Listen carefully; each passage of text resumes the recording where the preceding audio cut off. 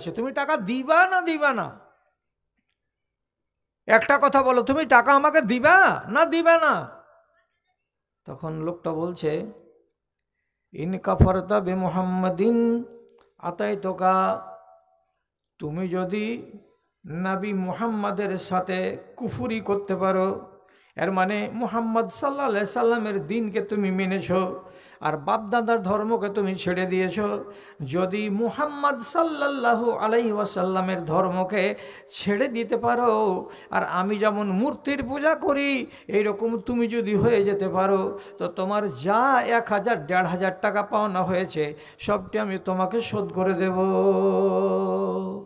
যাও বাড়ি যা ভাবনা চিন্তা করো, আর করার পরে সকালবেলায় ঘাটে দেখা হবে, তখন আমাকে জবাব দিও মুহাম্মদ সাল্লাল্লাহু আলাইহি সাল্লামের সাথে কুফরি করতে পারবা কি পারবা না?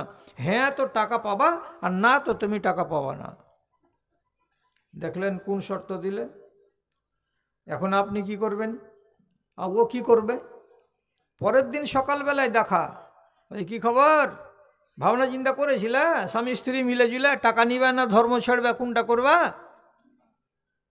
তো খাব্বাব বিন আরদ জবাব দিয়ে বলছে, লাও আমাতাকাল্লাহু সুম্মা বাসাকা, যদি আল্লাহ রাব্বুল আলামিন তোমাকে মৌত দিয়ে দেয়, গায়ের লোক তোমাকে ধইয়ে কাফন পরিয়ে কবরে শুতিয়ে দেয়, আর দেওয়ার পরে কোনো কারণবশত আবার তুমি যদি 1 মাস পরে কবর থেকে জিন্দা হয়ে বাড়ি চলে আসো, তবুও আমি নবী মুহাম্মাদের ধর্মকে ছাড়ব না, তবুও নবী মুহাম্মাদের সঙ্গে 1 কিঞ্চিত পরিমাণে বিশ্বাসঘাতকতা করব না, তুমি টাকা দাও চাহে না দাও। তো কোনোদিন মানুষ মরে পাটাতন ঝেড়ে উঠে আসে কি? আসে না। অসম্ভব কথা এটা বলছেন কি? তুমি যদি ময়রাও যাও আর ময়রা যদি পাটাতনকে ঝেড়ে ফের জিন্দা হয়ে বাড়ি চলে আসো, তাও স্বীকার, আমি টাকা পাই আর না পাই সেও স্বীকার, কিন্তু আমি নবী মুহাম্মাদের সঙ্গে কুফরি করতে পারবো না, আমি এই ধর্মকে বিক্রি করতে পারবো না। তাকাই স্যার কইছে, তোরা কত শক্ত হে, তাহলে টাকার উপরে কোনো ময়াটা নেই না? টাকার উপরে মায়া আছে বলে তো চাইতে আসছি, কিন্তু টাকার চাইতে বেশি মায়া আছে কার উপরে? দিনের উপরে, ধর্মের উপরে। তাহলে এই রকম ভালোবাসা বুকে যতদিন পর্যন্ত মানুষের থাকবে ততদিন ঈমানগুলো নষ্ট হবে না। আর ঈমান নষ্ট হবে কবে? যখন দেখবেন যে আপনার ভেতরে একটা পাপ করে নেওয়ার পরে অনুশোচনা তৈরি হয় না, তখন জানতে হবে যে ধর্ম আমার কচুর পাতে আছে, কোনো ঠিক ঠিকানা নাই, একটু হাওয়া নড়তে গেলেই টুপ করে পানিটা পড়ে যেতে পারে, তাহলে ঈমান শেষ। আর মানতে কষ্ট হবে কেন? আমি মোটামুটি 10 বছর বিগত থেকে আমি মানুষের সামনে মিঠা মিঠা ওয়াজ আর করি না। আমি কোনগুলো ওয়াজ করি? আপনাকে একবারে যেমন একবারে গভীর একগুলা ফাল ছিল আগে ট্রাক্টরে, যেগুলো 10 ইঞ্চি 15 ইঞ্চি তল পর্যন্ত খুঁড়ে ফেলে দেয়, ওইগুলো চাষ আমি করি। কাঠি কেন? যে মানুষকে সোজা সোজা ভাষায় ওয়াজ করে একটা মানুষ সোজা পথে আসে না। আর কলসা যতক্ষণ পর্যন্ত ছিঁড়ে না দেওয়া যাবে ততক্ষণ পর্যন্ত মানুষ সোজা পথে আসবে না। তারপরেও আসে না, তারপরেও আসে না। এত ওয়াজ শোনার পরে, এত ওয়াজ শোনার পরে, না হলে আমি বলেছি শোনেন ভালো করে, মা বাপকে যদি সম্মানের সাথে বুড়ো বয়সে না রাখে, এই ছেলেটা হলো জাহান্নামী। কাগজ থাকা তো লেখেলেন আমার কাছ থেকে লেখেলেন একটা জাহান্নামী, দেখলেন তো? এটা জাহান্নামী। একটা মানুষ নিজের 2 বেটাকে 3 বেটাকে জমি লিখে দিল, বেটিটিকে 1 কানা কড়ি লিখে দিল না, কাগজ লিয়েছেন লিখে দিই, এই লোকটা হলো জাহান্নামী, চলে বেড়াচ্ছে আপনার চোখের সামনে, একদম চলমান জাহান্নামী। আর এই রকম মানুষ কোন মানুষ? যে মানুষ কানে শুনছে যে হ্যাঁ এটা কথা জুমার দিন শুনলাম বা অমুক দিন শুনলাম যে এই জিনিসটা হলো হারাম, অথচ হারাম থেকে নিজেকে বাঁচাতে পারছে না এবং তার ভেতরে লজ্জাবোধ তৈরি হচ্ছে না, একটা না একটা বদ চরিত্র ওর কাছে লেগেই থাকছে, জানে যে এটা বদ চরিত্র। তো জানার পরেও যে লোকটা নিজের কাছে বদ চরিত্রকে ঠাঁই দেয়, এ মানুষটা কাগজে লিখুক যে তুমি হলে জাহান্নামী। আর একটা জাহান্নামী যে নেশা করতে করতে কবরে যাবে, ছেড়ে দিয়ে তওবা করে মরেছে এরকম সুযোগ পায়নি। ছেড়ে দিয়ে তওবা করেছে, করে মরেছে, এতটুকু সুযোগ মিলেনি। নেশা করতে করতে করতে করতেই কবরে চলে গেছে। এই মানুষটা লিখেলেন, এটা হলো জাহান্নামী। এবার এত ওয়াজ জানার পরে বিশনপুরের কিছু কিছু মা বাপের খবর আপনারা রাখেন, আমাদের কানে আসে। তাহলে ওয়াজ কেন শুনো? এত বড় দোতলা মসজিদ কেন হবে? আর জুমা মসজিদে নামাজ পড়তে তুমি কার জন্য এসেছো? যেখানে তুমি নবীর কথাকে মানবে না, শুনবে না, তো তোমাকে তো বলা হয় জালিম। আর আল্লাহ তাআলা কোরআন মাজিদে কয়েক জায়গাতে বলেছেন যে জালিমের ঠিকানা হলো লালঘর। হযরত আদম নিজে জালিম, নিজে স্বীকার করেছেন, একটা ভুল করেছি আল্লাহ, আমি জালিম। তা আল্লাহ মাফ করে দিয়েছেন, আদমের রেহাই হয়ে গেছে। নবী মূসা মার্ডার করেছিলেন, তিনি নিজেকে বলেছেন আমি জালিম, কেন যে আমার দ্বারা অন্যায় হয়ে গেছে। উনি তওবা করে কেঁদেছিলেন, আল্লাহ মাফ করে দিয়েছিলেন, জালিমের নাম থেকে নাম কেটে গেছে, উনি জান্নাতি হয়ে গেছেন। রানী বিলকিস সূর্যকে পূজা করেছিলেন, একটা বেটি ছেলে সাবা নগরীর মেয়ে লোক সূর্যের পূজা করে করে শেষ পর্যন্ত নবী সুলাইমানের দরবারে গিয়ে বুঝতে পারলো যে সূর্যের পূজা করাটা আমার অন্যায় হয়েছে, আর আমি বেটি ছেলে হয়ে যে রাজ সিংহাসনে বসেছিলাম এটা আমার দ্বারাই জুলুম হয়েছে, আর আমি এ হালাতে মরে গেলে আমার পরিণাম ভালো হতো না। তখন ও কেঁদে কেঁদে বলছে, আল্লাহ আমি আমার নফসের উপরে জুলুম করেছি, আল্লাহ আমি তোমার কাছে মাপ চাইছি। আল্লাহ ওকে মাফ করে দিলেন। রানী বিলকিস জুলুম থেকে নামকে কাটিয়ে নিয়ে ইমানদার হয়ে উনি কবরে চলে গেলেন। কই আপনি পারলেন? কই পারলেন? নেশা ছাড়তে পেরেছেন? বিষ্ণুপুরের লোক এই উত্তর মাথা থেকে দক্ষিণ মাথা পর্যন্ত আপনি দেখেন প্রতিদিন নতুন নতুন নেশাখোর, নতুন নতুন নেশাখোর, সব নেশা নেশা নেশা নেশা। নেশা ছাড়া কটা ছেলে আছে গায়ে? যে তিরঙ্গা খাই না এটা ছেলে কটা আছে? যে শেখর খাই না, যে মধু খাই না, যে গুটখা খাই না, এইগুলো না খাওয়া লোক কয়টা পাবেন দেখতে গ্রামে? খৈনি খাওয়া লোক, বিড়ি খাওয়া লোক, সিগারেট খাওয়া লোক। তোমরা কবরে যাওয়ার আগে দিন পর্যন্ত ছাড়বে না? হ্যাঁ, তাহলে তোমাদেরকে ওয়াজ কতটি করা যাবে? এই মানুষটা কি বলছে? আল্লাহর ধর্মকে আমি ছেড়ে দিব? তুমি দ্বিতীয়বার যদি জন্মগ্রহণ করো সেটাও ভালো, আমি দিন ছাড়ব না। ভাই আমার, কতটি ওয়াজ শুনবেন? 1 ঘন্টা টাইম চাওয়া আছে, আপনারা 1 ঘন্টায় থাকিয়েন, ঠিক আছে। আর অল্প একটু টাইম বাকি আছে, এটুকু শেষ করে দিচ্ছি, দিয়ে ছেড়ে দেব। আমার একটা সাহাবি জুয়ান, তার বাপের নাম ইয়াসির বয়স্ক, তার মার নাম সুমাইয়া, এই 3টা লোক একই সময়ে একই ফ্যামিলির ঈমান এনেছিল। মক্কার মুশরিকরা জ্বালাতন করে সুমাইয়াকে আবুল আহাবের মতন জানোয়ার ও করেছিল কি, তার শরমগাহে বল্লমের আঘাত মেরে বেচারিকে শহীদ করে দিয়েছিল। ও হয়ে গেছে শহীদ। তার স্বামীর নাম ইয়াসির। ইয়াসিরকে মেরে মেরে মেরে মেরে মেরে বয়স্ক মানুষকে এমন করে তুস তুস করলো যে বেচারি শেষ পর্যন্ত আর বাঁচল না। এই সমস্ত কষ্টকে সহ্য করতে পারলো না, ও মরে গেল। বাঁচল নওজোয়ান ছেলে, সেটা হলো কি আম্মার। আম্মারকেও পিটে সকালে আর বিকালে, সকালে আর বিকালে পিটন খাই, রোজ রোজ পিটন খাই, পিটন খাই। ছাড়তে পারলি ধর্ম, ছাড়তে পারলি ওই ধর্ম, বাপের ধর্মে আসলি না, রোজ পিটন খাই। বাড়ি খান্ডা ভেস্ট হয়ে গেল, লোকেরা কেড়ে নিল, তারপরেও ছাড়ে না। শেষে মার খেয়ে খেয়ে খেয়ে খেয়ে যখন বিতৃষ্ণা জন্মে গেল, তখন একদিন বলছে আর থাকবো না এ ধর্মে, আর মার খেতে পারবো না। তো ওই মুশরিকেরা মারবার কালে বলছে তোকে মারবো না, তোকে ছেড়ে দিব, তুই যদি একটা কাজ করতে পারিস। কি কাজ করতে হবে? আমাদের খোদাগুলোর প্রশংসা করতে হবে তোমাকে। আমাদের খোদাকে, একটার নাম লাত, একটার নাম উজ্জা, একটার নাম মানাত, একটার নাম আসাফ, একটার নাম হবল। এই যে মাটির খোদাগুলো তৈরি করা আছে, মাটির খোদাগুলোর তোমাকে প্রশংসা করতে হবে এক। আর নবী মুহাম্মদ সম্বন্ধে তোমাকে কুৎসা করতে হবে। কি বলে কুৎসা করতে হবে? লোকটা ভালো নয়, লোকটা ঝগড়া লাগিয়ে দিয়েছে, লোকটা গদির লোভী, লোকটাকে আমরা ভালো চোখে দেখি না, এরকম লোক আমাদের সমাজে চলবে না। এরকম করে তুমি নবী মুহাম্মদ সাল্লাল্লাহু আলাইহি সাল্লাম সম্পর্কে লান্তান করো, আর আমাদের খোদাগুলোর তুমি সুনাম গাও।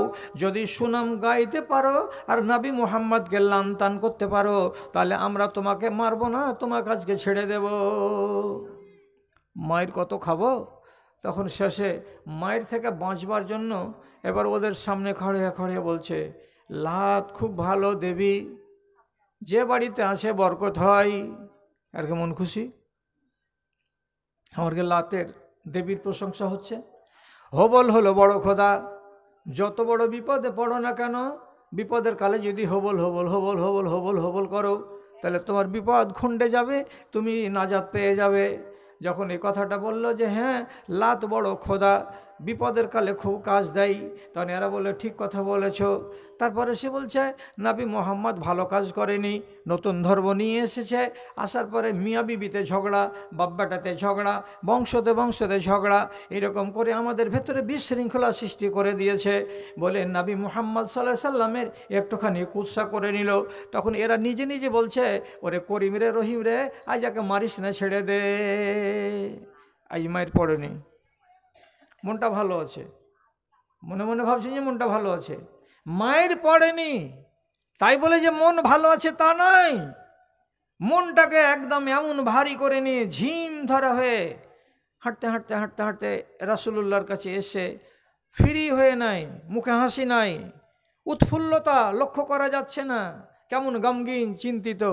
তখন রাসূলুল্লাহ ওর হালাত দেখার পরে ছোট্ট করে জিজ্ঞেস করে বলছেন, মা ওয়ারাকা ইয়া আম্মারো, আম্মার তোমার কি ঘটনা ঘটেছে, কিসের জন্য তুমি এইরকম মনমরা হয়ে আছো, বুঝতে পারি না, ভালো আছো না মন্দ আছো, বলো তো কি হয়েছে তোমার। তখন আম্মার বলছে শাররুন ওয়াকা, হে আল্লাহ পাকের রসুল, আমার পিছন দিকে একটা বড় ঘটনা ঘটে গেছে, আর আমার দ্বারাই ঘটেছে, তার জন্য আমি এত চিন্তিত আছি, আমি এত দুঃখিত আছি। কি হয়েছে রে বাবা, কি হয়েছে বলো তো। তখন বলছে মা তোরে তো হাত্তা নীল তো মিনকা, আমাকে ওই লোকেরা মুশরিকরা অতক্ষণ পর্যন্ত মেরেছে মেরেছে মেরেছে, আজকে আমাকে ছেড়ে দিয়েছে, মারেনি যতক্ষণ পর্যন্ত আমি ওদের খোদাগুলোর সুনাম না গেয়েছি এবং আপনার আমি গুজব না করেছি, আপনার কুৎসা না করেছি, ততক্ষণ পর্যন্ত ওরা আমাকে ছাড়েনি। মার খাবো না জানে সয় না, তার জন্য আপনার গুজব করেছি, আপনার বদনাম করেছি, আর ওদের খোদাগুলোর আমি তারিফ করেছি, প্রশংসা করেছি। করার পর থেকে মনটা ভালো নয় যে আমি আমার আল্লাহকে কি জবাব দেব, আমি আমার নবীকে কি জবাব দেব। আচ্ছা এ কাজ হয়ে গেছে, জি এই কাজ হয়ে গেছে। তখন রাসূলুল্লাহকে জিজ্ঞেস করে বলছেন মা ফি কলবিকা, তোমার অন্তরে কি আছে একটু বলো তো বাবা, তোমার মনের খবরটা বলো তো, তুমি কি মন থেকে তাদের খোদাগুলোকে প্রশংসা করতে রাজি আছো নাকি? বলছেন না। তুমি কি তোমার মন থেকে আল্লাহর রসুলকে মন্দ বলতে রাজি আছো নাকি? বলছে জীবনে নয়, কোনো দিন নয় আল্লাহ রসুল, আমার মনটা কিন্তু অটাল আছে এক আল্লাহর উপরে, আমার মনটা কিন্তু অবিচল আছে আপনার মোহাব্বতের উপরে, আমার মনটা কিন্তু শক্ত হয়ে আছে এখন পর্যন্ত যে তাদের মাবুদগুলো হলো বাতিল।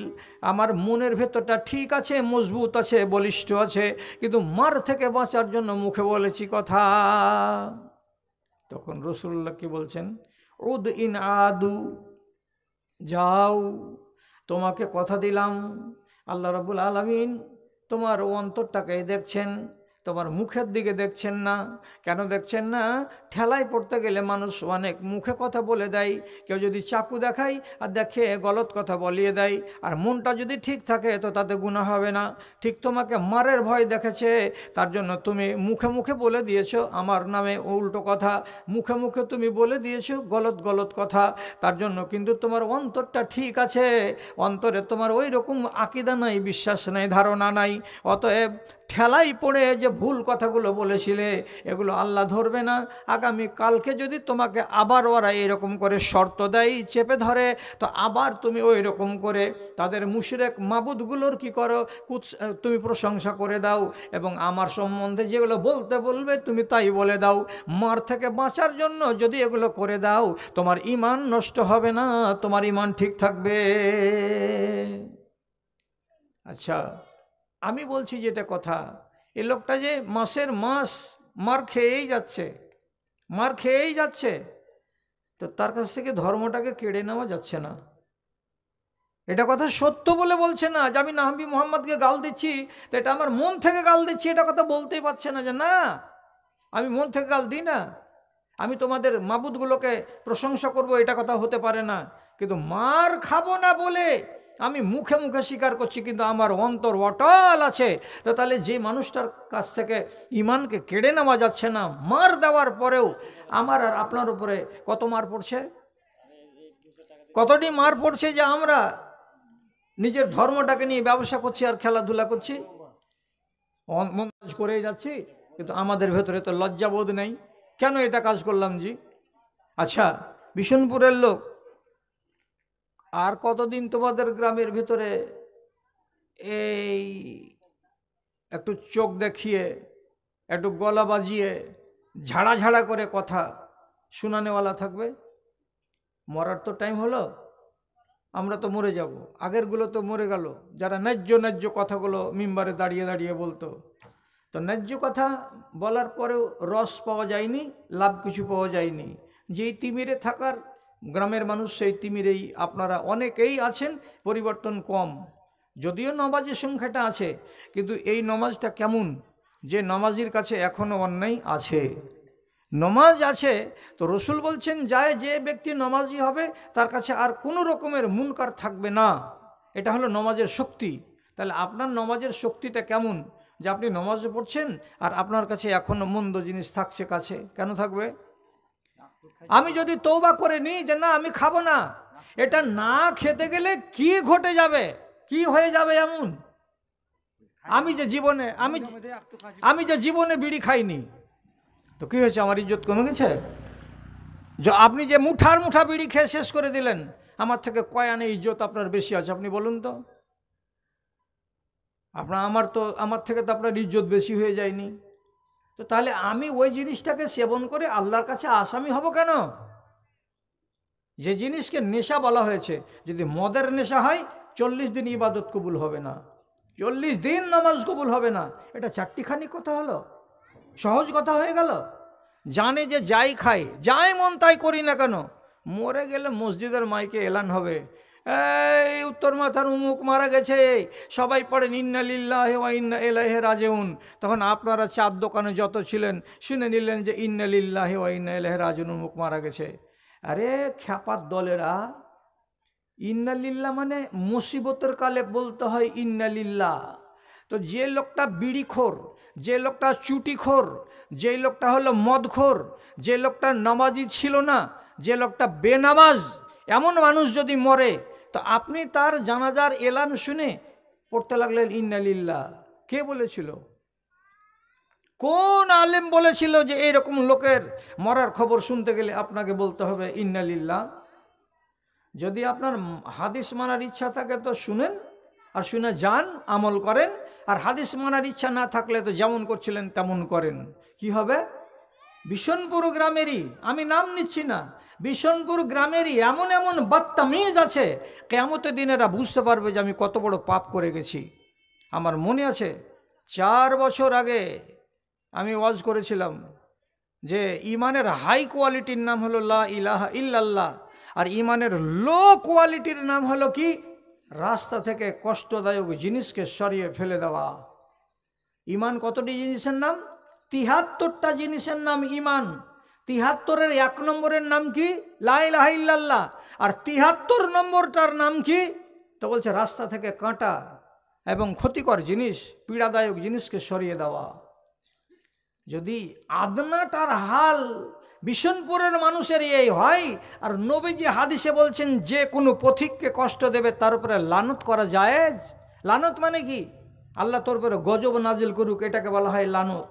এটা করা যদি জায়েজ হয়ে যায়, তাহলে আপনাকে বলছি গোটা বিশনপুরের মানুষকে, যারা যারা আপনারা চিনেন, কে কোন মিজাজের আর কে কোন ব্যবহারের, কবে ইন্না লিল্লাহ পড়তে হবে আপনি জানেন না? হাদিসে লেখা আছে ইজামাতাল ফাজেরো ইয়াস্তারিহু মিনহুল আনাম।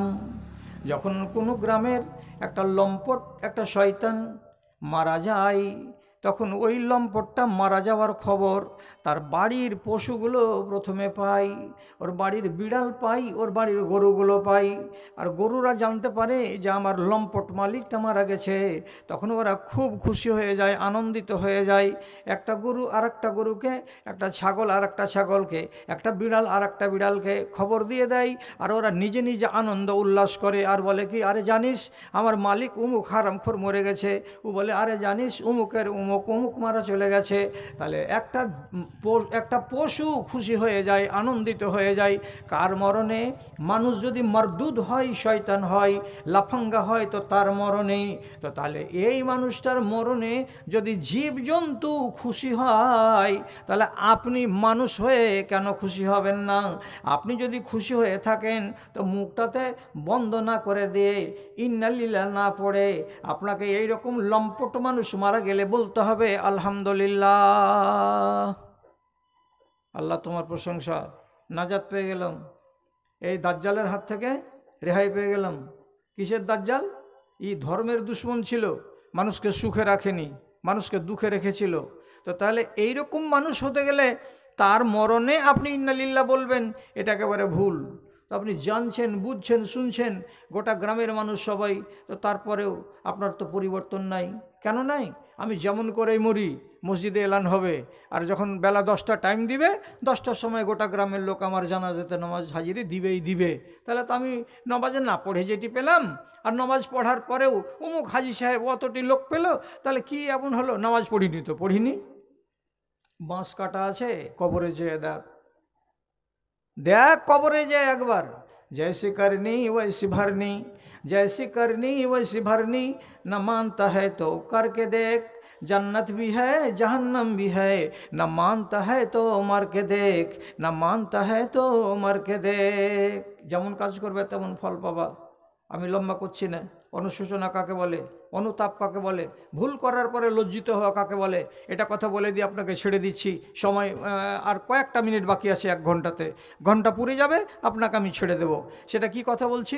একদিন আবু বকর সিদ্দিক রাদিয়াল্লাহু তাআলা আনহু জুমার মিম্বারে খুতবা দিয়ে বলছেন, রাখালগুলো যারা বাইতুল মালকে, সাদকার উঁটগুলোকে যোগানদারি করো, রাখালি করো, প্রত্যেক মাঠে মাঠে যতগুলো সাদকার উঁট আছে আগামীকালকে তোমরা মসজিদের কাছে জমা করো।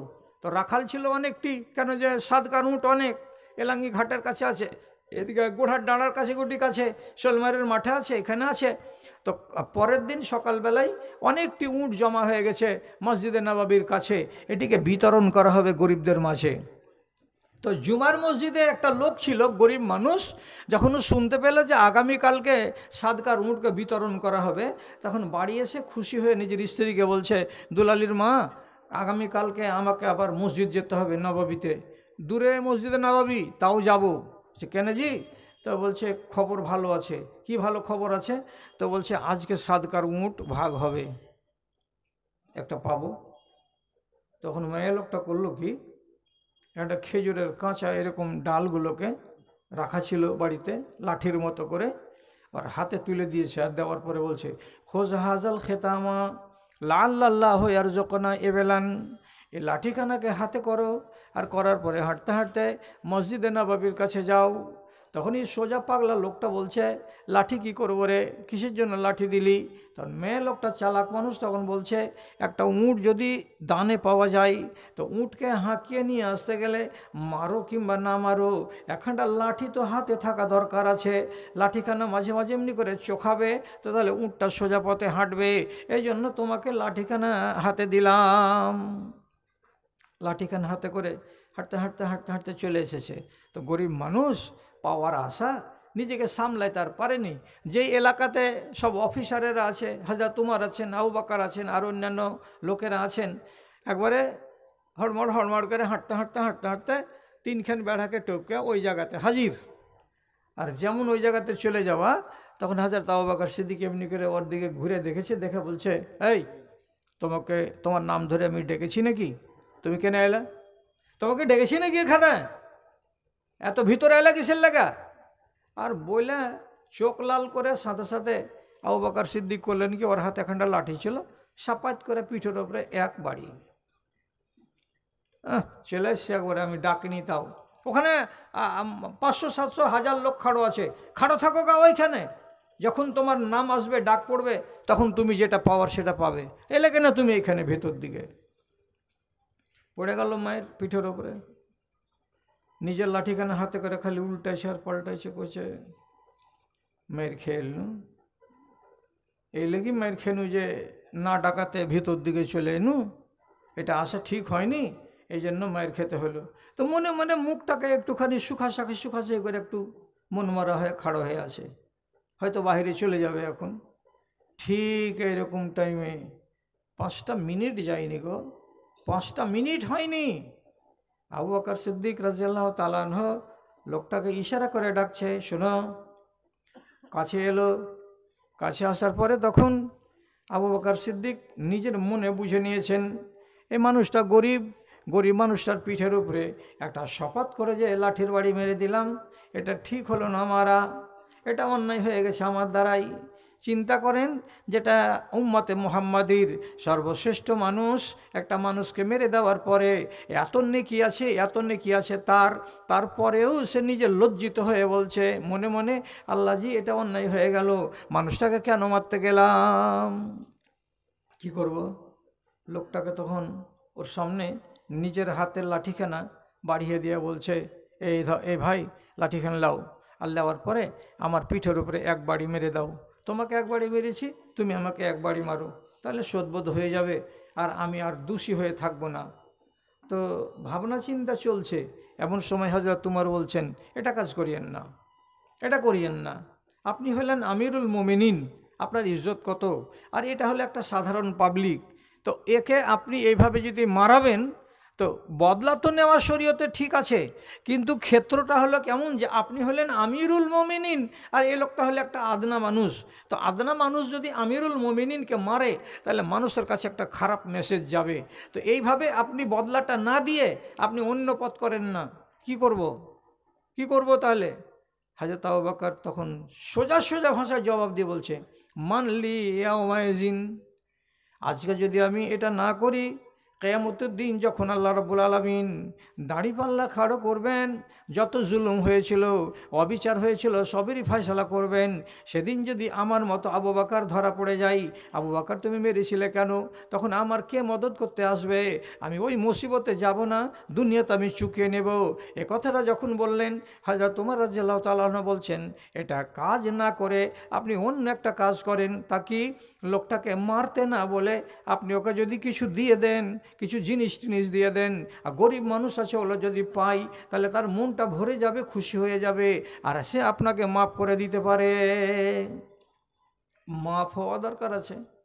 তখন সাথে সাথে আবু বকর সিদ্দিক কী করলেন, ফামারা গোলামাহু আইয়াতি হে বে এবেলিন, নিজের চাকরটাকে ডেকে আবু বকর বলছেন, অমুক আমার বাড়ি যাও, বাড়ি যাওয়ার পরে যেটা উঁটে আমি সওয়ারি করি, ওই উঁটটাকে ধরে নিয়ে এসো, তারপরে আমার বেকাতি ফাতিন, আর একখানা আমার বাড়ি থেকে কম্বল নিয়ে এসো, তারপরে তিনি বললেন বেখামসে দারাহিমাও, 5টা দিরহাম নিয়ে এসো, দিনার নিয়ে এসো 5টা, মানে সোনার দিরহাম, সোনার সিক্কা, যেটা সোনা দিয়ে তৈরি করা থাকে, 5টা দিনার নিয়ে এসো বাড়ি থেকে, আর একখানা কম্বল নিয়ে এসো বাড়ি থেকে, আর আমার সওয়ারির উঁটটা নিয়ে এসো। 3খানা জিনিসকে নিয়ে আসলো আধা ঘন্টার মাথায় চাকরে, আর সে 3খানা জিনিসকে এখান করে এই লোকটার হাতে হযরত আবু বকর সিদ্দিক তুলে দিলেন। না দেওয়ার পরে বললেন, বাবা তুমি রাজি হয়ে যাও, এই যে তোমাকে কম্বলটা দিলাম একখানা, এই জন্য দিলাম যে তোমাকে আমি মেরেছি, এই যে তোমাকে একটা উঁট দিলাম, এই জন্য দিলাম যে আমি তোমাকে মেরে ভুল করেছি, আর এই যে তোমাকে আমি 5টা সোনার টাকা দিলাম, এই জন্য দিলাম যে আমি নিজে লজ্জিত, আমি অনুতাপ প্রকাশ করছি, তুমি আমাকে মাফ করে দিও এবং তুমি রাজি হয়ে যাও। দাও, এক লাঠির বদলে 3টা জিনিস দিলেন, একখানা কম্বল, একটা উঁট, আর 5টা সোনার সিক্কা। বেশি হয়ে গেল রে। তো এতটি জিনিস দেওয়ার পরে এবার আরজি করে বলছেন কি, ভাই তুমি রাজি হয়ে যাও, তুমি যদি রাজি না হও তাহলে তো আমি ধরা পড়লাম।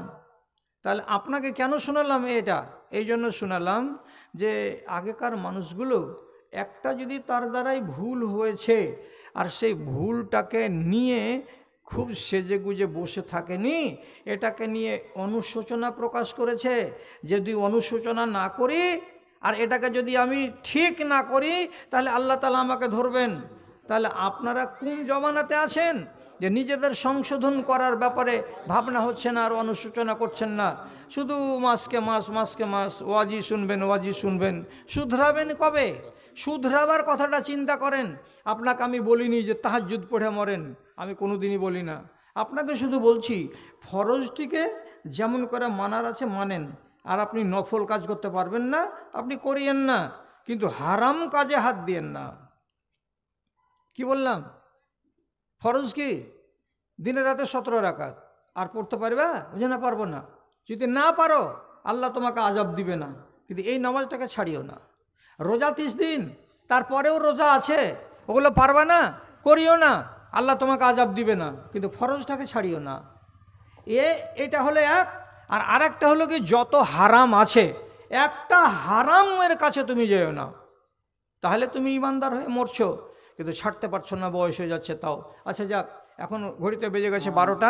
দেখতে দেখতে অনেক নাম এসে গেছে। বেনামিতে 1 ভাগ সিমেন্ট, কুলসুম আলাউদ্দিন 1 ভাগ সিমেন্ট, আফসারের স্ত্রী 1 ভাগ সিমেন্ট, আফসারের বড় বউ 1 ভাগ সিমেন্ট। বেনামিতে 15,000 টাকা, 10,000 টাকা নগদ, 5,000 টাকা বাকি। রোশনা 1 ভাগ সিমেন্ট, রিয়াজউদ্দিন 500 টাকা, মিঠু মিলওয়ালা 5,000 টাকা সিমেন্ট বাবদ। মাওলানা আব্দুল ওদুদের ফ্যামিলি থেকে 1300 টাকা, মাওলানা ওদুদ সাহেব 1 ভাগ সিমেন্ট।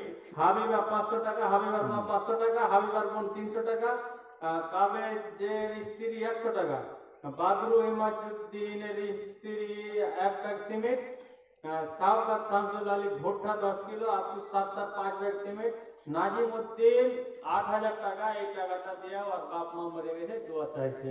ওরে সুবহানাল্লাহ। এই ভিট্টা নাজিমউদ্দিন? না না, এই নাজিমউদ্দিন ভোগা, অর্থাৎ ভাদু রানা আব্দুল গফরের। আচ্ছা, এখানে আর ভোলার স্ত্রী 200 টাকা, আলাউদ্দিন ইমাম হাজির ছেলে 1 ভাগ সিমেন্ট, মালিক মাহমুদ 10 কেজি ভুট্টা। মাহবুবের কাছ থেকে আর কিছু সিমেন্টের আশা রাখছি আমরা, যদি পারেন তো দিয়ে যান। আর একজন দিয়ে হলো আমার মামা মুসলমান 70 টাকা। আচ্ছা, হোদা এখানে 1200 টাকা, হুমায়ুন 1 ভাগ সিমেন্ট, হ্যাঁ 1200 টাকা। আর মোস্তফা এখানে দিয়েছে 1500 টাকা। আর আরেকটা এই ছেলে এখানে এক্ষুনি আমার হাতে দিয়ে গেল 500 টাকা। আর এটা তো নাজিমউদ্দিন দিয়েছে 8,000 টাকা। আর আমার কাছে আছে শেষখানে সিমেন্ট গালাগুটি দিয়ে যান মামুন। সিমেন্ট আপনাদেরই দাম বেশি, অনেক টাকা আপনাদের কাছ থেকে পেয়েছে এবার। এখানে আমার হাতে 46,790 টাকা, 1,46,790 টাকা গ্রাম থেকে আমরা কালেকশন করেছি। কদিন আবুজার মুরগি আর আমাকে দেখে অনেকজনই লুকিয়ে গেছে, কিন্তু মা বোনেরা লুকায়নি। ওরা টাকা দিয়েছে, চাল দিয়েছে, কয়না দিয়েছে। এটা 500 টাকা দিয়েছে। 500 টাকার মধ্যে জিসিপি ড্রাইভার দিয়েছে একটা। না, এটা এখন একজন এই যে দিয়ে গেল এই চাকরিটা, ওই যে। আচ্ছা, আর এটা আমি যেটি আমার পকেট থেকে বের করলাম, এখানে 500 টাকা আছে মার, আর 1,000 টাকা আছে আমার ভাগনা হীরার, আর এখানে আছে 3,500 টাকা, 1 2 3 4 5 2,500। এখানে আছে আমার মাস্টার গিয়াসউদ্দিন তাহই, যা আদায়কারীরা যখন গেছিল তখন দিয়েছিল 500 টাকা, আর এখন আজকে দিয়ে পাঠিয়েছে 1 2 3 4 5, মানে 2,500। তাহলে আমার গিয়াসউদ্দিন তাহই মাস্টারের দেওয়া হয়ে গেল 3,000 টাকা। এইটি টাকা আমার কাছে জমা ছিল। আচ্ছা, আলহামদুলিল্লাহ, মাশাআল্লাহ, জাযাকাল্লাহ। আল্লাহুম্মা আইয়িদহুম বিল ইলমি ওয়াল হিলমি ওয়া যায়্যিনহুম বিল ঈমানি ওয়াত তাকওয়া ওয়া লা তুরজিম বিল ফিতানি ইয়া রাব্বাল আলামিন। আল্লাহুম্মা ইগফির হাইয়িনা ওয়া মাইয়িতিনা ওয়া শাহিদিনা ওয়া গায়িবিনা ওয়া সাগীরিনা ওয়া কাবীরিনা ওয়া যাকারিনা ওয়া উনসানা। পরওয়ারদিগার আলম, যতগুলো বান্দার বান্দি তোমার এখানে দান পাঠিয়েছে, আয় আল্লাহ তুমি সকলের দানকে কবুল করে নাও। আল্লাহুম্মা ইগফির লাহুম ওয়ারহামহুম, আল্লাহুম্মা আইয়িদহুম বিল ইলমি ওয়াল হিলমি ওয়া যায়্যিনহুম বিল ঈমানি ওয়াত তাকওয়া। আমিন আমিন। আরেকজন এসে এখানে মাসুদ 300 টাকা দান, মাশাআল্লাহ, আলহামদুলিল্লাহ, জাযাকাল্লাহ। পরওয়ারদিগার সকলের দানকে কবুল করো, যে আশা দিয়েছে মাওলা তাদের আশাকে পূরণ করো, তাদের আহল ওয়াইলকে সুখে রাখো। আমিন আমিন বিরহমাতিকা ইয়া আরহামার রাহিমিন। কিসের নেশায় ছোটে চলে বায়ু, কিসের নেশায় ছুটে চলে বায়ু, কেন বা বৃষ্টি ঝরে, কার আদেশে মাঠে গাছে গাছে ফুল ঝরে ফল ধরে, যেদিকে তাকায় তোমার মহিমা দেখি যে বেদমান, ওগো আল্লাহ মেহেরবান আমি গাহি তোমার গান, তুমি আমায় রিজিক দিয়ে বাঁচাও আমার প্রাণ, গো আল্লাহ বাঁচাও শেষখানে মা আমার বোনদের তরফ থেকে 2 ব্যাগ প্রাণ। সিমেন্ট আসলেই তো হয়। আসলে মা বোনেরা যেটি এসেছে কিনা জাড়ের দিন ঠান্ডার দিন কম, গোটা গ্রামের মাখালারা এসে থাকতো তাহলে এটি হয়েই যেত। তো এখানে ইসমাইল মৌলবীদের গলিতে আছে অল্প করে, আর এই বাম দিকে আছে এখানে অল্প করে, খুব একটা বেশি পরিমাণ তো আসেনি, তো সেই হিসাবে অনেক টাকা এসেছে। আচ্ছা মৌলভী সাহেব কি খবর? ওয়ালাইকুম সালাম।